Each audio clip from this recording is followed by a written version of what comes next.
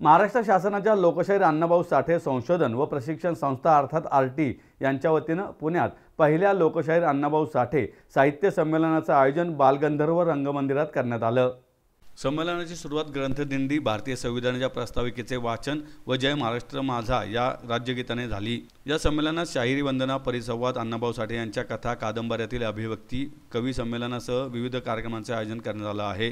या संमेलनाच्या उद्घाटन सत्रात माजी मंत्री प्राध्यापक डॉक्टर लक्ष्मण ढोबळे, आमदार अमित गोरखे, राजेंद्र साळवे, हेमंत हरहरे, ज्येष्ठ साहित्यिक अण्णा धगाटे, लोकशाहीर अण्णाभाऊ साठे संशोधन व प्रशिक्षण संस्था महाराष्ट्र शासनचे व्यवस्थापकीय संचालक सुनील वारे, स्वागताध्यक्ष माजी मंत्री दिलीप कांबळे, माजी खासदार विनय सहस्त्रबुद्धे, संमेलनाध्यक्ष ज्येष्ठ साहित्यिक संपत जाधव, दलित महासंघाचे नेते प्राध्यापक डॉक्टर मच्छिंद्र सकटे, श्री क्षेत्र जेजुरी देवस्थान ट्रस्टचे मुख्य विश्वस्त अनिल सौंदडे, निबंधक इंदिरा आस्वार यासह प्रमुख मान्यवर उपस्थित होते। असे की आपल्या महाराष्ट्रामध्ये विविध समाज घटकांच्या उत्कर्षासाठी बार्टी, आरटी, सारथी अशा विविध संस्था निर्माण झाल्या आहेत।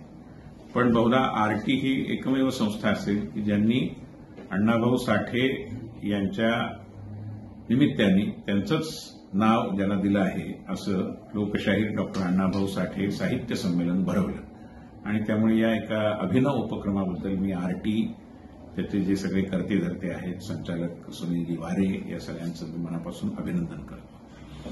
दुसरी गोष्ट अशी की या प्रकारच्या साहित्य संमेलनाचं याकरता महत्व आहे की अनेकदा आपण लोकांना एका विशिष्ट चौकटीमध्ये बसवतो। डॉक्टर बाबासाहेब आंबेडकर म्हणजे केवळ घटनाकार किंवा लोकशाहीर अण्णाभाऊ साठे म्हणजे लोकशाहीर, बाकी पुढे काही नाही असं आपण करतो, जे मला असं वाटतं की त्यांच्या समग्रतेवर अन्याय करणार आहे। आणि म्हणून साहित्यकार या दृष्टीने वाङ्मयाची अत्यंत असाधारण अशी सेवा ज्यांनी केली आणि वंचितांच्या वेदनेला स्वर देण्याचं प्रारंभिक काम, आद्य एक प्रकारे दलित साहित्यिक किंवा वंचितांमधले साहित्यिक असं ज्यांचं वर्णन करता येईल अशा डॉक्टर अण्णाभाऊ साठे यांच्या नावानी असं साहित्य संमेलन केल्यामुळे त्यांच्या साहित्याची सर्व वैशिष्ट्य, त्यांचं साहित्य क्षेत्रातलं आणि सामाजिक क्षेत्रातलं योगदान या सगळ्याची चर्चा करण्याकरता एक व्यासपीठ मिळालं आहे।